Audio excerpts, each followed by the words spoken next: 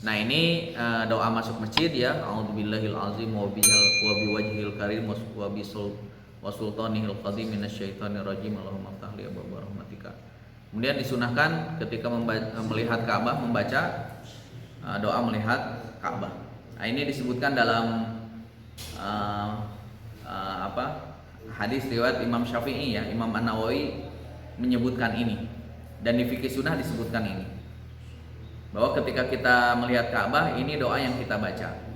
Allahumma zid hadzal bait tasyrifan wa ta'ziman wa takriman wa mahabbatan wa zid man syarafahu wa karamahu mimman hajahu wa tamarahu tasyrifan wa takriman wa ta'ziman wa birran. Allahumma antas salam wa minkas salam hina rabbana bis salam. Biasanya ini kita baca ya bareng-bareng.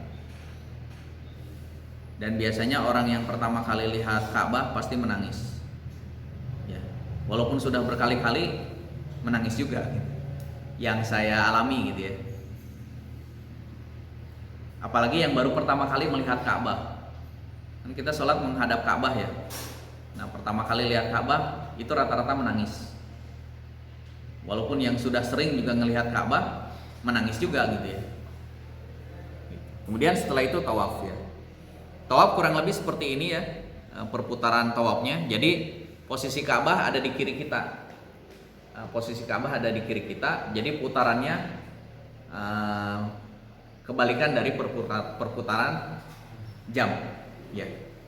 Jadi ke kiri, gitu ya. Satu dari Hajar Aswad sampai Hajar Aswad lagi 1, 2, 3, 4, 5, 6, 7, ya sampai 7. Gitu ya. Ini tawaf, saya kira ya, insya Allah sudah paham semua ya. Nah, kita mengenal di dalam fikih itu tawaf itu nanti ada 4. Ada tawaf kudum. Tawaf kudum itu berarti ketika kita awal datang ke Mekah.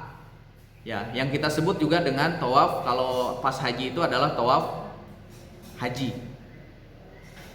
Ya, umroh untuk haji. Tawaf kudum. Tawaf ifadah nanti pas tanggal 10 Zulhijjah, pas pelaksanaan puncak ibadah haji. Ya, setelah wukuf di Arafah kemudian balik lagi ke Mekah, itu adalah tawaf ifadah. Kemudian tawaf wada. Tawaf wada ini tawaf perpisahan. Ketika kita meninggalkan terakhir kali kota suci Mekah. Baik itu mau ke Madinah atau mau pulang ke Indonesia. Terakhir sebelum pulang menuju Madinah atau menuju Indonesia, kita disunahkan tawaf wada, tawaf perpisahan. Jadi tawaf 7 putaran, kemudian sholat sunnah 2 rakaat di depan atau lurusannya di depan makom Ibrahim menghadap pintu Ka'bah. Tawaf sunnah. Tawaf sunnah apa? Tawaf sunnah itu jadi seperti tahiyatul masjid. Jadi setiap kali kita masuk ke Masjidil Haram itu bukan tahiyatul masjid, tetapi tawaf 7 putaran, kemudian setelah itu sholat sunnah 2 rakaat. Seperti itu. Itu khusus di Masjidil Haram. Itu yang dimaksud dengan tawaf sunnah. Jadi setiap kali masuk kita tawaf. Ya, setiap kali masuk kita tawaf. Ya, saya sarankan ketika misalkan kita diberikan rezeki untuk pergi ke sana, itu manfaatkan semaksimal mungkin ya. Kita banyak diam di situ karena di situ makom istijabah ya, tempat dikabulkannya semua permohonan kita gitu ya. Semua itu semua. Apalagi kalau misalkan kita dapat posisi di depan Ka'bah ya. Di depan dekat makom Ibrahim, di dekat pintu Ka'bah gitu ya. Ya. Nah, kurang lebih seperti itu ya. Tawaf mulai dari Hajar Aswad, kemudian mengisyaratkan kalau memungkinkan ya, Imam Syafi'i itu membolehkan kita berdesak-desakan untuk mencium Hajar Aswad, yang penting tidak menyakiti orang lain. Itu mazhabnya Imam Syafi'i. Ya, jadi kita boleh berdesak-desakan, kan berebut tuh pingin nyium Hajar Aswad. Ya. Yang penting syaratnya tidak menyakiti orang lain, tidak sikut kanan sikut kiri gitu ya. ya dorong, nah, enggak, yang penting enggak menyakiti orang lain, maka kita boleh berdesak-desakan untuk dapat mencium Hajar Aswad. Dan biasanya tidak mudah ya, tidak mudah gitu ya untuk mencium Hajar Aswad itu. Kemudian atau melambaikan tangan sambil mengucapkan Allahu Akbar atau Bismillahi Allahu Akbar, ya. Atau di dalam kalau di dalam fikih sunnah disebutkan Bismillah atau Bismillahi Allahu Akbar, Allahumma imanan bika wa tasdiqan bi kitabika wa wafa'an bi ahdika wa tiba'an li sunnatin Nabi sallallahu alaihi wasallam. Ya. Itu yang disunahkan. Tapi intinya tidak ada doa khusus ya dalam tawaf ini. Kemudian ya tadi menjaga sikap. Jadi selama putaran pertama, putaran kedua, putaran ketiga itu tidak ada doa khusus. Walaupun kalau kita lihat di panduan yang diberikan oleh Kemenag itu ada doa-doa khusus ya. Putaran pertama doanya apa? Yaitu untuk memudahkan aja sih sebenarnya, untuk membantu para jamaah haji atau umroh yang mungkin punya keterbatasan, ngapain gitu keliling-keliling ngalamun gitu kan. Tapi setidaknya kan ada panduannya, minimal baca yang ada di buku itu. Tapi bagusnya memang doa-doa tersebut doa-doa yang sudah kita hafal ya, bahkan sambil murojaah baca Quran juga boleh, silahkan gitu ya. Doa-doa yang dianjurkan memang doa-doa yang sifatnya untuk ampunan ya, jadi minta diampuni dosa-dosa kita. Nah, kalau bagi laki-laki 3 putaran pertama itu disunahkan romal. Romal itu berlari-lari kecil gitu ya. Dengan kain ihramnya itu bahu kanannya dibuka gitu bahu kanannya. Gitu. Walaupun memang ini para ulama berbeda pendapat. Ada yang disunahkan dibuka, ada juga yang tidak harus dibuka gitu ya. Tidak harus dibuka. Intinya ini ada perbedaan pendapat. Ya, sampai tadi 7 ya. Nah, baru ketika nyampe Ruknul Yamani ke Hajar Aswad kita membaca doa ini, Rabbana atina fid dunya hasanah wa fil akhirati hasanah wa qina adzabannar. Jadi doa ini dari Ruknul Yamani sampai ke Hajar Aswad. Nah, demikianlah tawaf dilakukan seperti itu. Jadi kurang lebih nanti gambarnya seperti ini ya. Ini Hajar Aswad, ini pintu Ka'bah, ini Maqam Ibrahim, Ruknul Yamani yang itu, yang nomor 9 itu Ruknul Yamani, ini nomor 5 ini Hijr Ismail. Jadi tawaf ini nggak boleh masuk ke dalam Hijr Ismail ya, karena itu bagian dari Ka'bah, jadi harus ke sini keluar. Karena Hijr Ismail itu bagian dari Ka'bah, jadi nggak boleh. Biasanya di sini ada yang jaga sih. Ada yang jaga, di sini juga ada yang jaga. Askar dari pemerintah Saudi dijaga gitu ya. Nah, kemudian sholat sunnah 2 rakaat. Ya, sholat sunnah 2 rakaat. Kalau memungkinkan di sini. Ini kan Maqam Ibrahim ya. Maqam Ibrahim menghadap ke pintu Ka'bah. Gitu. Karena ini multazam itu kan ini posisinya nih, Hajar Aswad dan pintu Ka'bah. Ya, itu yang dimaksud dengan multazam. Jadi antara Hajar Aswad dan pintu Ka'bah. Nah, kita usahakan bisa sholat di situ. Ya, menghadap ke Ka'bah pas di lurusan Maqam Ibrahim. Makanya mazhab Imam Syafi'i mengecualikan. Jadi kalau misalkan sholat secara normal kan kita nggak boleh ya melewati orang yang sedang sholat, ya kan? Gitu.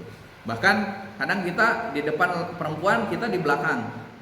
Itu pengecualian. Kalau di sekitar Masjidil Haram itu pengecualian. Jadi boleh. Dan kita boleh melewati orang yang lagi sholat, boleh. Yang penting lagi sujud jangan diinjak aja kepalanya gitu ya. Jadi kalau melewati boleh. Jadi lagi sholat kita lewat itu boleh. Ya. Termasuk juga kita sholat di belakang perempuan. Jadi depan perempuan, di belakang kita di belakang gitu. Karena ya sama gitu ya. Walaupun biasanya suka diatur. Kalau sudah terlalu padat, biasanya perempuan disuruh ke belakang. Karena khawatir membahayakan gitu ya. Membahayakan keinjek dan lain sebagainya. Biasanya diatur sih oleh ada bagian askarnya gitu ya. Tapi intinya laki-laki perempuan yang punya hak untuk bisa di tempat-tempat ini gitu. Biasanya kalau jam-jam, kalau pengalaman saya ya, kalau haji mau jam berapapun penuh. Tapi kalau umroh kadang sekitar jam-jam 2, jam 1 itu agak kosong gitu. Jam 2, jam 1, jam 2, jam 3 itu agak kosong gitu di sekitar masjid itu. Nanti mulai ramai itu jam 4. Jam 4 itu mulai ramai. Nah, biasanya ibu-ibu yang tadinya di depan pas sudah jam 4 atau 1 jam atau setengah jam menjelang subuh itu disuruh pindah ke belakang ibu-ibu itu. Gitu. Karena sebentar lagi akan subuh gitu ya. Akan subuh. Tapi di jam-jam itu biasanya ibu-ibu juga bisa di sini di depan-depan itu bisa. Ya, ini ya, jadi syarat tawaf. Nah, tawaf ini karena tadi hukumnya sama dengan tahiyatul masjid, berarti harus dalam keadaan suci, harus punya wudu. Kalau batal berarti harus memperbaharui wudunya. Ya, dilanjutkan lagi. Walaupun di sini saya pernah bahas, nanti ada 2. Apakah tawafnya dilanjutkan? Misalkan baru 3 putaran batal. Keluar kan wudu dulu, kemudian lanjut lagi. Apakah dilanjutkan atau harus mengulangi dari awal? Ya, ada 2 memang. Ada yang memang bisa melanjutkan, ada juga yang memang harus mengulangi dari awal. Itu, ini sudah ya. Kemudian setelah itu sa'i. Nah, ini tempat sa'i kurang lebih gambarnya seperti ini. Jadi ini tawaf, kemudian pergi ke bukit Sofa sini, Sofa. Kemudian Marwah sana kurang lebih ya. Ini jaraknya kurang lebih sekitar 400 meter dari Sofa ke Marwah itu 400 meter. 400 meter itu mungkin dari mana? Dari sini ke sana ya, ke pos. Ada ya? Ada nggak 500 meter? Dari sini, dari SM ke pos 4. Ada nggak 500 meter? Ada ya? Ya kurang lebih segitulah, 400 meter. Berarti bolak-balik kan 7 kali kan. Sofa Marwah sekali, Marwah Sofa 2 kali, Sofa Marwah 3, Marwah Sofa 4, Sofa Marwah 5, Marwah Sofa 6, Sofa Marwah 7. Berarti selesai di mana? Selesainya harus di Marwah. Jangan selesai di Sofa. Kalau selesai di Sofa berarti dia 6 atau lebih 8. Iya kan? Kalau 8 berarti balik lagi jadi 9 kan? Atau dia posisinya masih 5. Itu aja udah hitungannya. Karena selesainya pasti di Marwah. Mulai dari Sofa, selesainya pasti di Marwah. Itu 7.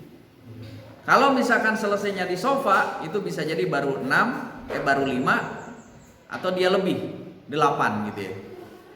Karena kalau 7 itu pasti di Marwah. Jadi ngitung sekalinya itu Sofa Marwah 1 kali, Marwah Sofa 1, 2 kayak gitu. Bukan bolak-balik baru dihitung 1, enggak. Berarti kurang lebih berapa? Berapa kilo? Kurang lebih 3 kilo ya, sekitar 3 kilo. Ya. Nah kalau sa'i memang berbeda dengan tawaf. Jadi kalau sa'i, ya di dalam fikih dibahas kalau sa'i ini tidak harus dalam keadaan suci, tidak apa-apa. Kalau sa'i, ya ini berdasarkan hadis Aisyah, hadis Ummu Salamah. Jadi hadis Aisyah itu saat itu Aisyah haid. Maka Rasulullah mengatakan silahkan lakukan selain tawaf. Tawaf tidak boleh karena tawaf harus dalam keadaan suci. Tapi wanita haid masih boleh sa'i. Artinya tidak suci, boleh. Walaupun tetap anjurannya tetap dalam keadaan suci. Ya karena sa'i ya termasuk ibadah. Walaupun tidak sama dengan tawaf. Jadi masih boleh. Jadi kalau misalkan kita bawa jamaah atau kita dengan orang tua kita pas lagi sa'i baru 3 kentut misalkan, ya nggak apa-apa, lanjutin aja. Padahal misalkan kasihan ya, ibu kita sudah tua gitu ya, harus nyari dulu tempat wudhu, jauh kan, lumayan gitu ya, dalam kondisi berdesak-desakan. Jadi tidak apa-apa. Walaupun dianjurkannya adalah tetap walaupun sa'i tetap dalam keadaan suci. Ya, dan ini doanya. Jadi ketika setiap di Bukit Sofa menghadap ke Ka'bah, kita doa angkat tangan seperti ini. Kemudian doanya ini, la ilaha illallah wahdah la syarikalah lahul mulku wa lahul hamdu wa huwa ala kulli syai'in qadir, la ilaha illallah wahdah anjaza wa'da wa nasara 'abdah wa hazamal ahzaba wahdah. Ini doa minimal, doa ini yang dibaca. Setelah itu mau doa apa aja silahkan. Ya, jadi setiap nyampe di Bukit Sofa angkat tangan menghadap Ka'bah, doa. Nyampe di Bukit Marwah angkat tangan menghadap Ka'bah, doa. Terus seperti itu. Gitu ya.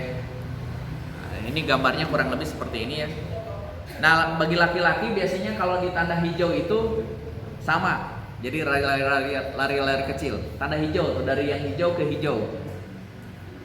Kalau laki-laki, kalau perempuan nggak apa-apa. Jalan biasa aja. Ya ini kurang lebih ya foto-fotonya. Nih dari tanda hijau ke tanda hijau lagi. Ya, ini. Nah, kemudian setelah selesai sa'i cukur. Ya, kita kan ini yang saya jelaskan adalah tata cara haji tamatu. Karena memang mayoritas dari Indonesia ini haji tamatu. Jadi setelah selesai sa'i cukur. Ya, kalau laki-laki itu dipendekkan saja. Nanti botaknya nanti pas dicukur haji gitu. Kalau misalkan di sini botak, nanti pas hajinya udah habis mau dicukur apa lagi gitu. Jadi pas di sini cukup dipendekin aja gitu ya. Nah kalau perempuan, sebenarnya kalau perempuan ada pendapat ya, satu ruas jari itu berarti segini ya. Ya ini ya segini ya, satu ruas jari atau minimal kalau mazhab Imam Syafi'i itu 3 helai rambut. Jadi gigi 2 tilu gitu. Minimal itu kalau mazhab Syafi'i. Tapi kalau yang lain itu minimalnya satu ruas jari dipotongnya itu. Biasanya ibu-ibu itu suka bawa gunting gitu, bawa gunting kecil gitu ya. Bawa gunting kecil, nanti saling gunting gitu, gunting. Cukup. Ya. Nah, baru setelah itu nih tahalul, membebaskan kita dari larangan ihram kecuali tadi berhubungan suami istri, dan diperbolehkan melepas pakaian ihram dan menggunakan pakaian biasa sambil menunggu pelaksanaan haji yaitu tanggal 8 Zulhijjah. Ini bagi yang haji tamatu. Kalau yang haji kiron tadi enggak. Jadi dia enggak cukur. Dia lanjut. Dia tetap pakai kain ihram. 3 hari 3 malam pakai kain ihram, kemana-mana, ke pasar, kemana gitu ya, bolak-balik pakai kain ihram. Kebayang ya. Makanya biasanya kalau haji kiron, kain ihramnya biasanya stoknya banyak gitu, ganti kain ihram. Kebayang kan kalau nggak ganti? Kebayang, ya, kebayang lah. Terutama yang bagi laki-laki sih, ya terutama bagi laki-laki. Ya ini selama di masjid, selama menunggu ibadah haji, ya saya lewat-lewat aja tempat ziarah, tempat-tempat di di Mekah. Misalkan ada makamnya Khadijah, ada Jabal Nur, ada Gua Hiro, kemudian Jabal Sur ya, kemudian ada Masjid Jin. Ini udah nggak ada ya, tempat ini udah nggak ada sekarang, udah ini sudah ganti jadi gedung-gedung luar biasa ya. Nah termasuk umroh sunnah. Jadi selesai itu ya, selesai umroh kita untuk haji. Nah sambil nunggu kita boleh umroh sunnah. Sambil nunggu nih, misalkan nih masih lama haji, masih lama ada, misalkan tadi ada 5 hari lagi, kita boleh umroh. Termasuk tadi mengumrohkan orang tua kita yang sudah meninggal itu boleh. Karena kita sudah umroh kan, boleh.